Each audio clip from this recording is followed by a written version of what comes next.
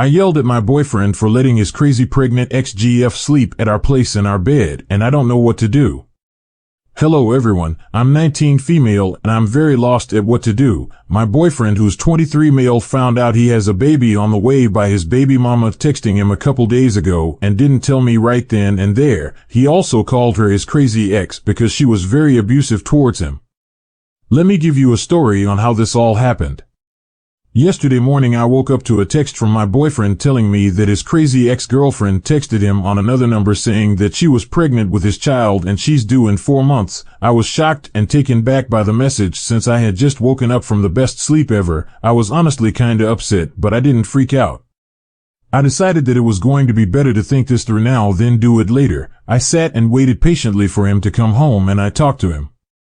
We contacted his lawyer and told his lawyer what was going on. I told her I was getting pissed cause he was hovering around me and I needed space. He ended up calling his crazy ex-girlfriend asking her what is she gonna do and what was going to happen. To me it felt like I was sitting in the dark just watching 2 lives unfold in front of my own eyes. No information, no answers, not a single thing. After an hour of him being blinded by his own anger and hatred, we got in the car. Originally it was to get gas and cigarettes, but after he got gas he had said, I'm going to go see her, which to me made me feel unsafe. He's told me she's done drugs while pregnant and that she used to beat him before.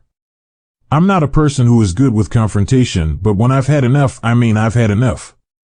Anyways, he was driving like a madman, pretty sure he broke a million rules while being on his phone calling her non-stop, texting non-stop. By this point I'm having a full-on anxiety attack and I'm thinking I'm gonna die. I started writing in my notes on if I die then this is what happens and how everything unfolded and that I love and forgive everyone who did me wrong. To not be sad but be happy that I'm happy now. From where she lives it's a 30-minute drive, but we were there in 20 minutes. He told me to stay in the car, don't leave whatever I heard, don't say or do anything.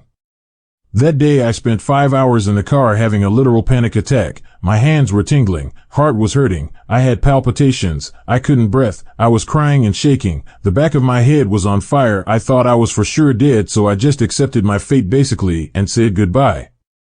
But that didn't happen. Anyway, we came back yesterday. He was crying, freaking out, yelling at her and saying that it should die, that he was going to kill her and her little boyfriend. I haven't said a single word to him this entire time. I didn't even let him touch me. We went home tired and sour stomach from the adrenaline rush. I honestly wanted to die that day.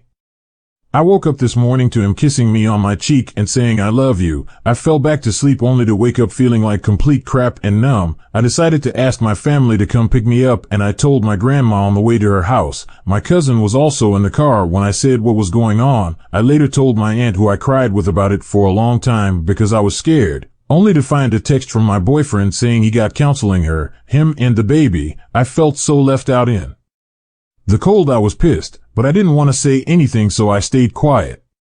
After a while he texted me again saying that she was going to stay at his house until everything is sorted out. Now I don't trust anyone at all. A random woman sleeping in our bed pissed me off.